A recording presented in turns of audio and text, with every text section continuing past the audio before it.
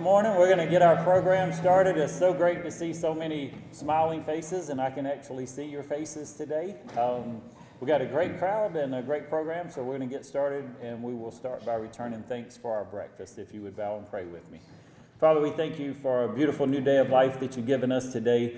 Thank you for a great community to live, work, and play in. Thanks for each person that's gathered here today. We ask for your protection and your safety, Lord. Watch over our families, and we thank you, Lord, for the meal that's been provided today. I ask that you bless it to the nourishment of our bodies and our bodies to your service. In Christ's name, amen. Amen. If you would now help me welcome Brian Nash, our Chamber Board Chair. Good morning, everyone. Have we had a morning this nice in a while? It is. I got up and walked my dogs this morning, and as I was finishing up my walk, I was thinking, why can't it be like this all year long? But this, by the way, thank you for Lovett Insurance for sponsoring this morning. And don't forget, men out there, Sunday is Mother's Day. So, and to all the mothers in the room, happy Mother's Day. So, this morning, we've got City Talk. Matthew, you want to come up and fill us in? Thank you, Brian. I just wanted to give a quick update about Hillcrest. I'm going to be honest with you, probably about 2 months ago, it looked like we'd stepped on a fire ant bed, and there was just crews everywhere working, and I got a few complaints about how busy it was, and I was like, well, I expect that. And the last month, it slowed down a lot, and now I'm getting complaints because they're like, where's everybody at? Why are they working, you know? So I guess sometimes you can't make everybody happy. But things are still moving along. This week you probably noticed that More Electric's been out there putting up mast arms at the intersections of Brookhaven where there's an existing signal. And they're also putting up mast arms where there'll be a new signal at Shamrock Drive in Hillcrest, and we know that's going to be a big improvement for that intersection as far as moving traffic and safety. So things are moving along. I actually got a call from a lady last week, and she was complaining about a bump that she hit. And the more I talked to her, I realized that she was under the impression that the project was finished and like we were done with it. You know, I don't know if it was because there are several of the crews that left or what, but I told her, I said, ma'am, we are far from finished. And I just wanted to stand here today and tell you that the completion date right now is June of 2022. So we still got a long way to go, and I appreciate everybody's patience with that, but we're still working on it, and I promise it will not be a bumpy road when we finish. Thank you.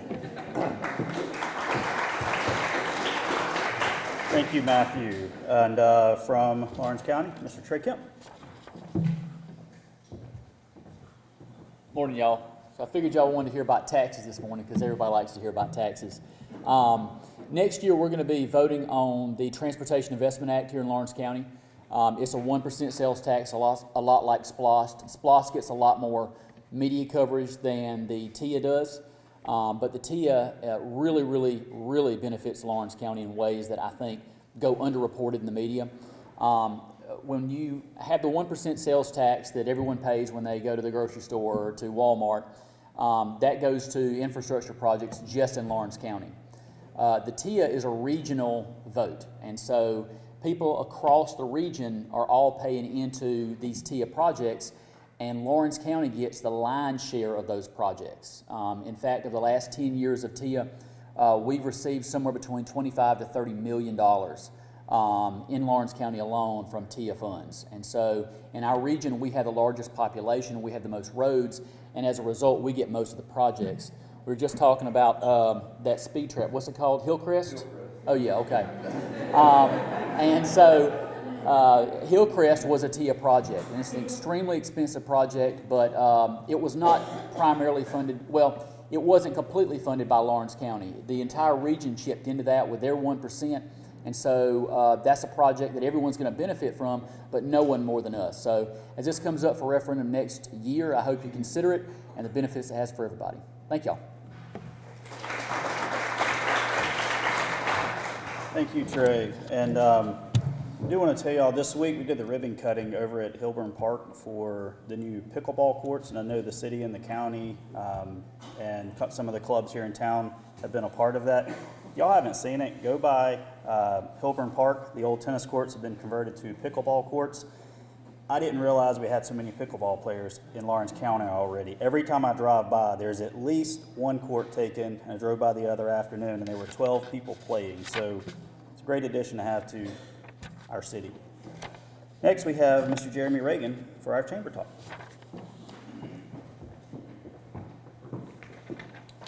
Thank you, Brian. Just real quick, just a couple of things coming up with the chamber, going on over the next couple of months. On Thursday, May 29th, we have the post-legislative update. It'll be featuring Larry Walker, of course, and State Representative Matt Hatchett, so please come out for that. There's a charge for that, it's $25, but lunch will be provided, and it'll be a very informational session, so please join us for that. And also coming up in July is a big event that the chamber is relatively new. It's not something we've done before, but I think everyone's excited about it. It's Women in Business. It's the Ladies' Day in Golf. Be hosted at the Dublin Country Club. And I had asked Heath if this was a ladies-only event because I sure look good in a skirt if it's necessary. So put that on your calendar. I think it'll be a good event. It is the first time we've done this, so we're really excited about it and want as much attendance as possible. So it's $300 per team. It's sponsored by Shepherd Community Blood Center. Thank you for that. And tons of whole sponsors. I won't go down the list, but we've already got a lot of involvement in that and a lot of support, so we look forward to that event. The luncheon, of course, will be held after the golf. It's a 9 o'clock shotgun start, so please put that on your calendar.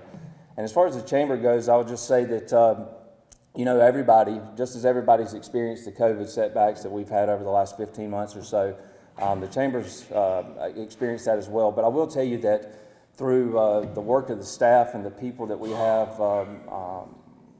working really hard for your chamber, we've held our own. As a matter of fact, since January 1st, we've had 47 new members, and in the month of March, we had 16 new members sign up. So with your, a lot of that goes to the staff and the board, but a lot of it goes to you as well for the continued support that you give into the chamber and is evidenced by you being here this morning. So thank you for that.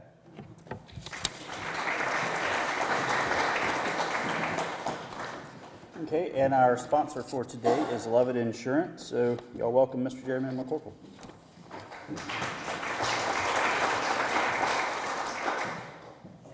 Good morning, everybody. It's great to be here. We are proud to be a sponsor of this breakfast this morning. It's great to see everybody out today. It's nice to have a sense of normalcy come back and everybody back in business. So we're excited for that. We just wanted to sponsor this morning and say, we've had a couple of changes the last couple of years. We've moved locations. So now we're in between Piggly Wiggly and the post office. We've hired some new employees, and we're just excited to be part of Lawrence County. So thank you, everybody. Good morning, folks. I'm John Nichols. I'm General Manager at the newly built Bug House Pest Control office here in Centerville, Georgia on Houston Lake Road. Where we've had a number of people, companies that have been involved in trying to get this building up and come in this office ready. And one of those is A+ Flooring and Construction. Kyle Gerard really had a major play in everything that happened with this building to get it to where it is today. Very, very pleased with his work and his professionalism and number one, talking and making sure things are done right, but also as far as examples and of flooring and colors and stuff like that, really made a major difference as far as getting the building built. Very thankful with how it went about and how Kyle was very helpful, answered all the questions that he could, and if he couldn't, then he got back with me and was very timely in making sure that happened. But I just want to give a shout out to A+ Flooring and Construction and tell Kyle, we appreciate you. You did a fantastic job. We're very thankful for our new building. Hi, I'm Curtis Edwards. I'm owner and broker of the Dublin Real Estate Company, known as the RE/MAX Realty Team. We're proud to be locally owned and independently operated here in Dublin, Georgia.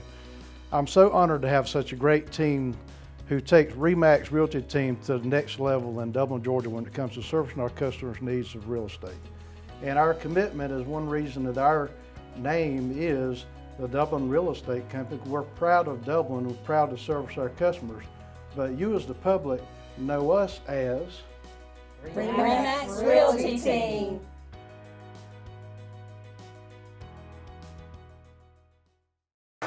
Thank you, Jeremy.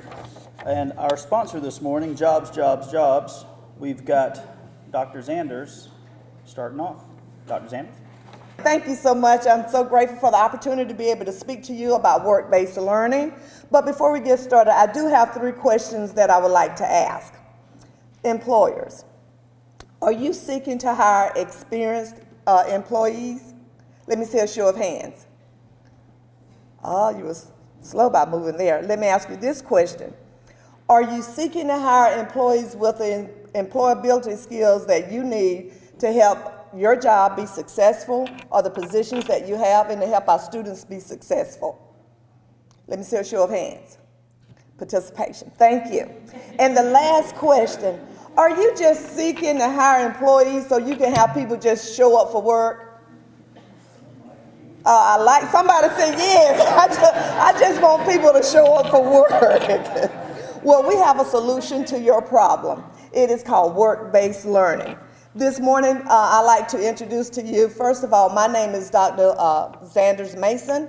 I'm the Work-Based Learning Coordinator at East Lawrence High School. We have Dr. Morris, which is the Work-Based Learning Coordinator at West Lawrence High School. And we have Ms. Newman, which is also the Work-Based Learning Coordinator at Dublin High School. We're here to help you with the solutions that you might have in helping to hire students. First of all, we want to ask you this question: what is work-based learning? Lots of times people use the term work-based learning, a get out of class ticket. It is still a get out of class ticket, but it offers so much more than just getting out of class. See, work-based learning program, it is a career and technical education program where it connects workplace in the classroom, that students can take what they learn in the classroom and also apply it to the job. Because we want our students successful, right? And what's so excited about work-based, our students can work first block, second block, third block, or fourth block. What does that mean for you as the employer? That means if you need for someone to come in at 7 o'clock in the morning and work until 11 or 11:30, that means that that student can take work-based learning first block and second block. So that gives you more flexibility and how you can employ our students with work-based learning. And so we're really excited about that, to be able to offer you that opportunity. Next thing, work-based learning comes in 4 different categories: youth apprenticeship, internship and job shadowing, co-op, and also employability skills development. And then we have the benefits. Who benefits? You as an employer, we definitely want you all to be able to benefit from using our students and becoming a partnership with us with work-based learning.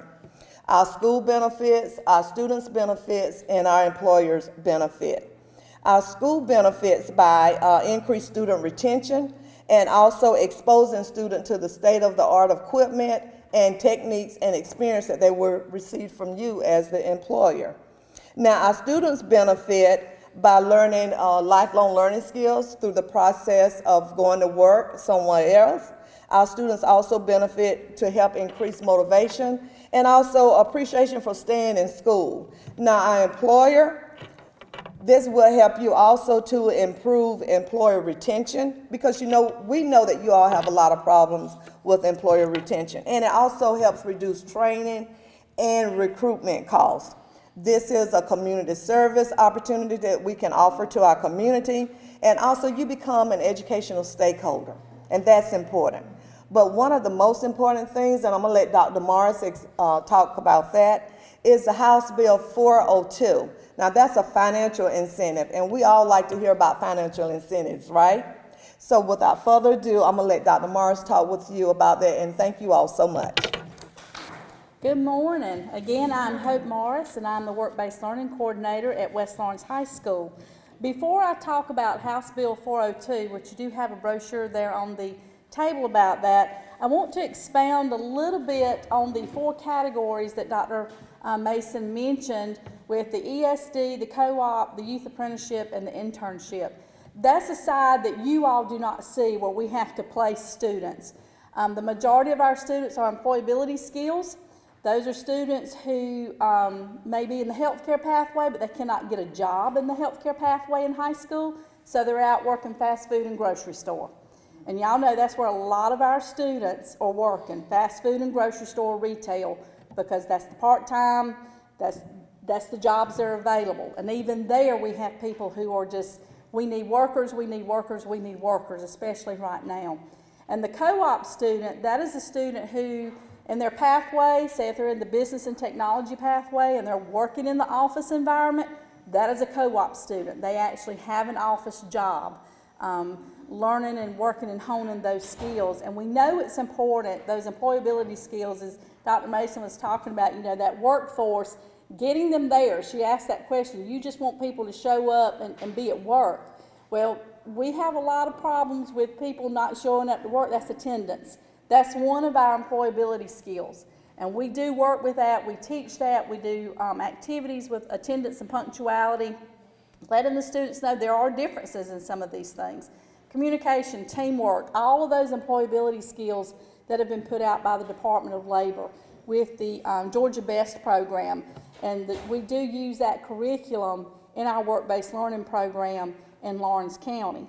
Internship and youth apprenticeship. This is where we would like for the majority of our students to be, because they are actually working on those technical skills that you all want them to have, not just the employability skills, but training them, getting that on-the-job training so that they stay here in Lawrence County instead of going off, okay?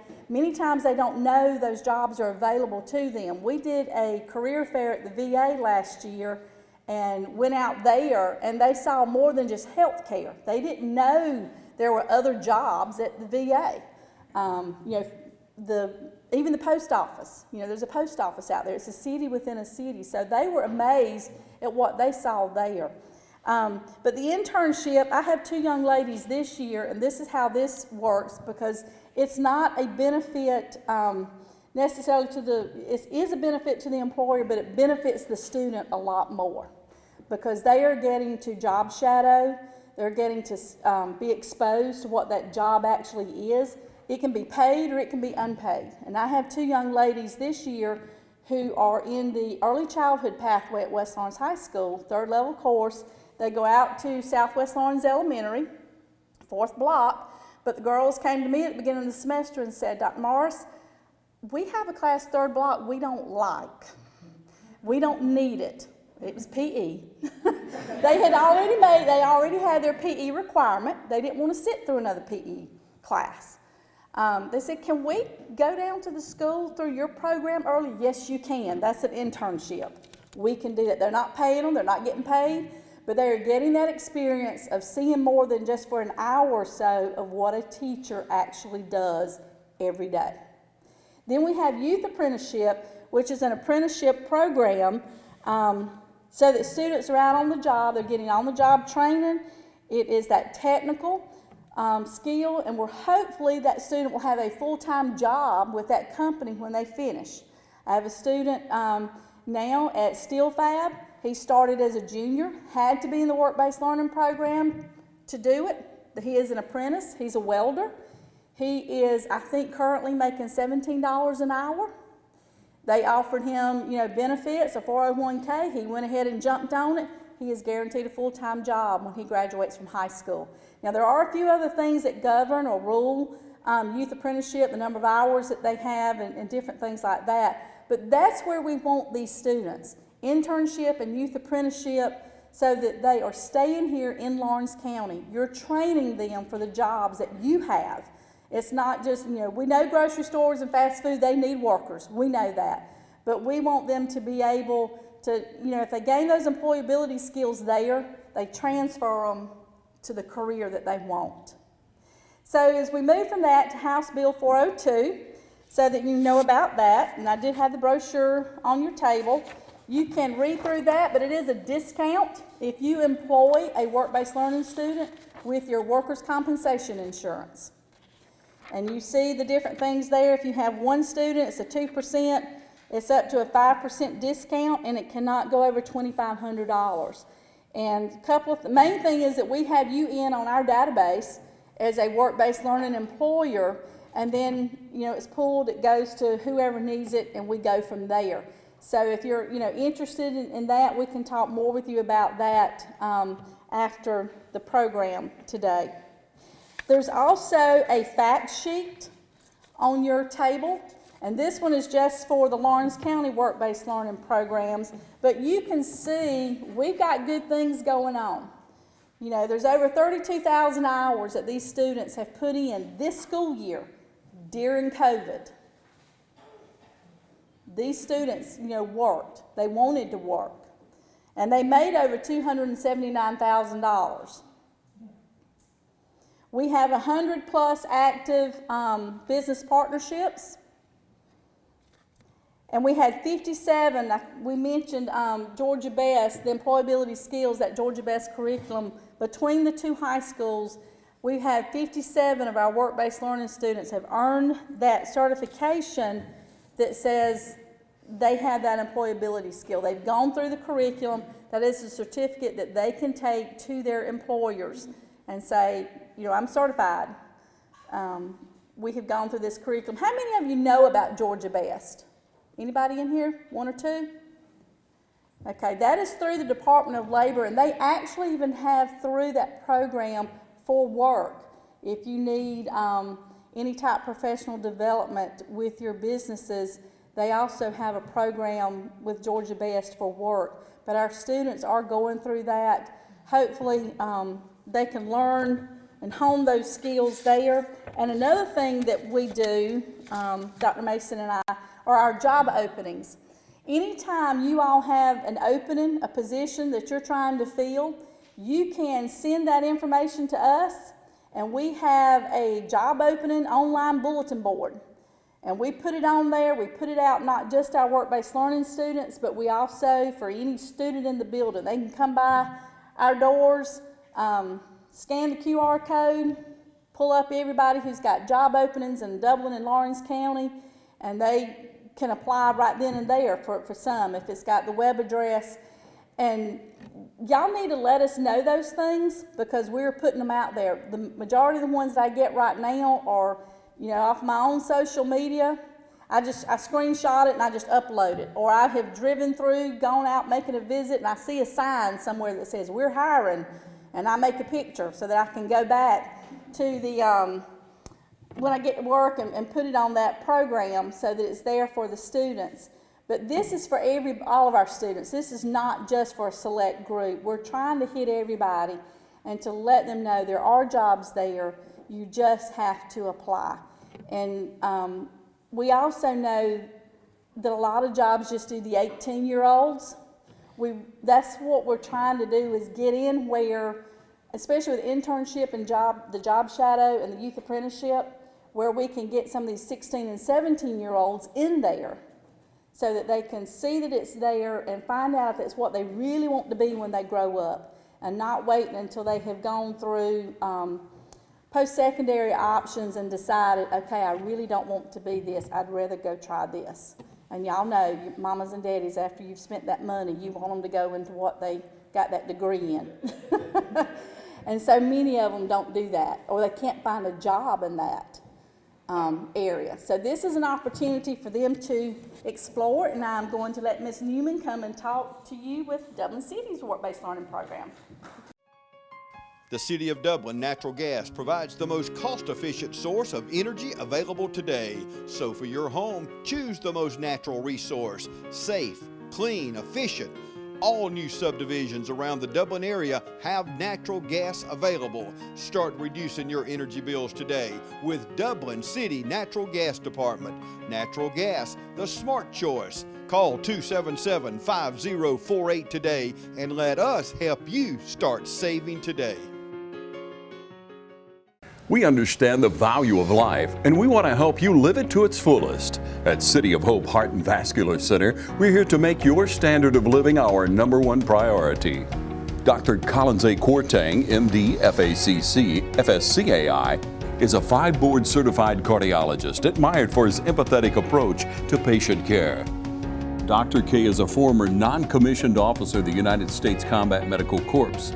With the 2nd Infantry Division and the 101st Airborne Division, he's guided by his military values of loyalty, duty, respect, selfless service, honor, integrity, and professionalism. He served his country and now he's here to stay and serve his community.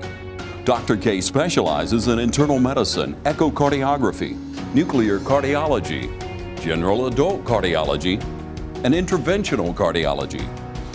Other areas of expertise include acute and chronic heart attack management, peripheral interventions to save legs from being amputated, heart rhythm abnormalities like atrial fibrillation.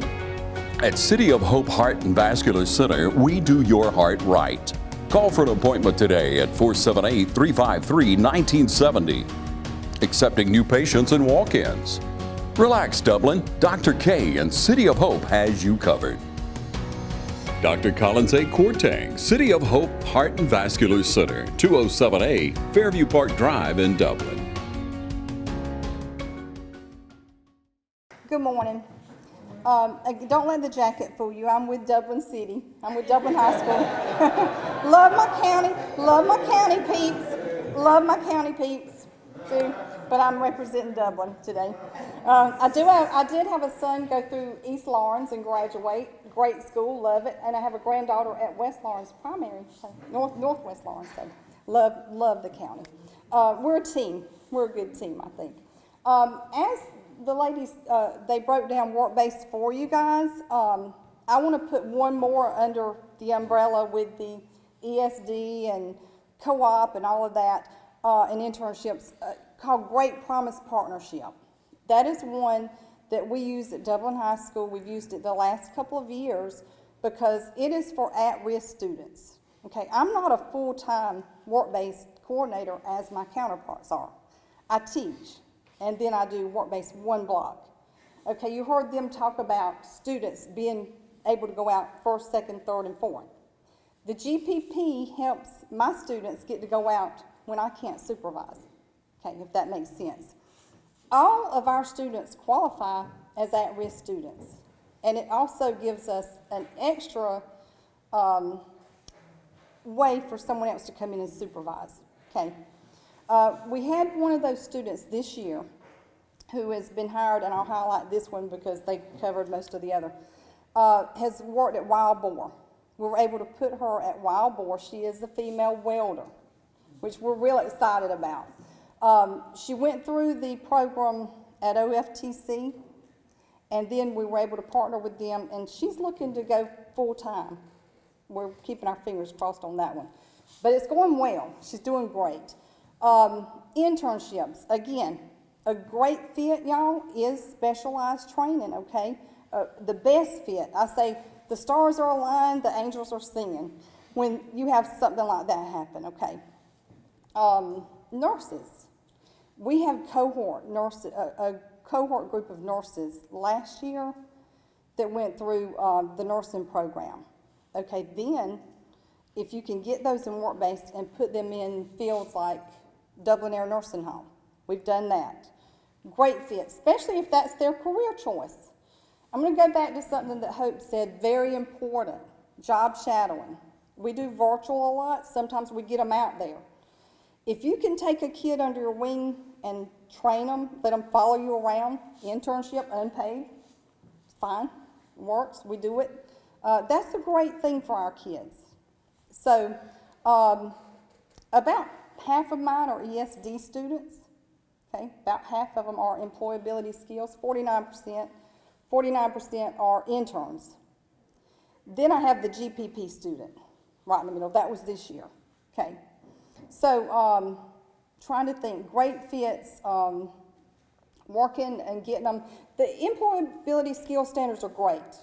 We were talking about how when we were young, our parents trained us, work ethics. We learned it at home, okay? Now, they don't get it always, okay? So you have to get them out there. Kroger's great. Zaxby's is great. McDonald's is great. They learn people skills. They learn how to give back change. They learn these things. But again, if you can get them in the pathway early on, the pathway that they love, find that career. They don't know it till they get out there, right? They don't know it. What do they want to be? They want to be doctors. They want to be things they can't spell or pronounce. because they don't know. Get them out there and let them figure it out while they're young, and then everything works great, okay? Stars are aligned, angels sing. But that's where we are now. If we have, I have brochures back there. I have my business cards back there. Give us a call. If you have an opening, if you have a position, call us and we'll get the kid. We'll get them, okay? Thank you.